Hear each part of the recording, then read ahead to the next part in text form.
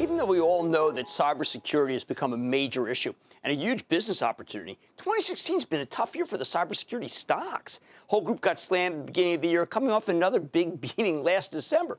However, in the last few months, the whole cybersecurity stocks group has come roaring back, in part because growth is suddenly back in style on the Wall Street Fashion Show. And lately, it seems like nothing can stop them. Take Palo Alto Networks, PANW, one of the leading cybersecurity players that pioneered the next generation firewall. For years, this stock was beloved, but then from last December through this past July, it got hammered. Whole group suddenly fell out of favor. Since then, though, Palo Alto's made a remarkable recovery, although I don't think anything ever happened to the stock other than the company did well. But shares are up more than 35% in the last few months, even when the company gave cautious guidance for the current quarter. We'll ask about that after reporting at the end of August. It only took a few days for the stock to bounce back and start roaring higher again.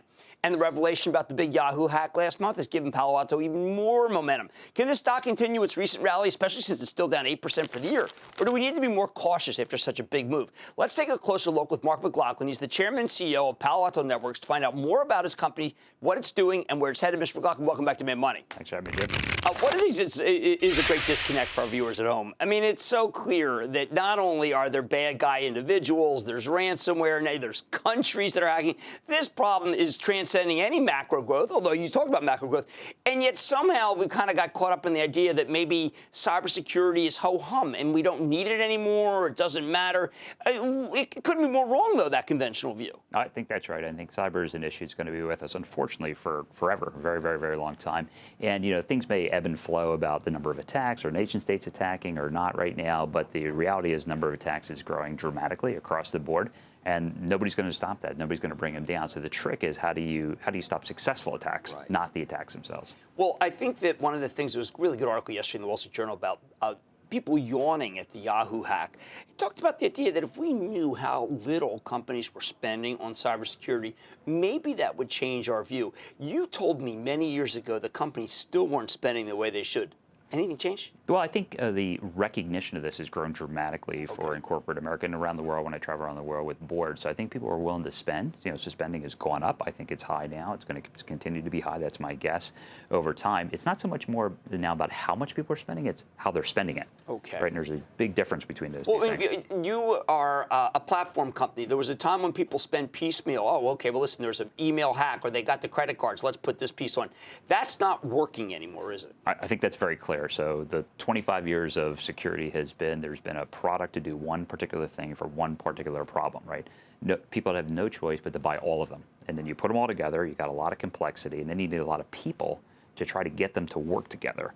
So platforms like we have today have just gone away from that, that approach and said, let's build them natively to actually work together, which gives high degrees of prevention. Well, I'm glad you brought that up because Proofpoint was on yesterday. It's a company we just really like we like yours. And they said they're partners of yours, which means I think they sit on your platform when we hire you? No, so if you think of security, there's a number of things that have to happen in security from an outcome perspective. Maybe a dozen, not 100, right? Maybe a dozen. And the companies who are doing very well as platforms today have taken a non-legacy approach, a non-point product approach, and they're delivering on those outcomes. We deliver on a couple of them. Gary and Proofpoint deliver on a couple, right? And so what we're doing is working with the leading companies who are next generation companies like that to do integration of the technologies that the customers would otherwise have to do if they bought them, right? So we do it in advance so that these things are starting to work seamlessly together to give a real, real sense of fabric of how this should work.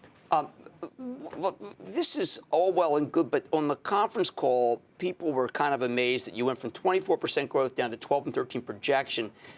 You're a cautious guy. I mean, I know it hurt the stock, but then the stock came back. Is that a reflection on the fact that you already have 85 of the Fortune 100 clients and there's not enough business and new clients to go around? Yeah, and for clarity purposes, right, that number you just said is product revenue growth. So right, that's total, important. Yeah, it's very important.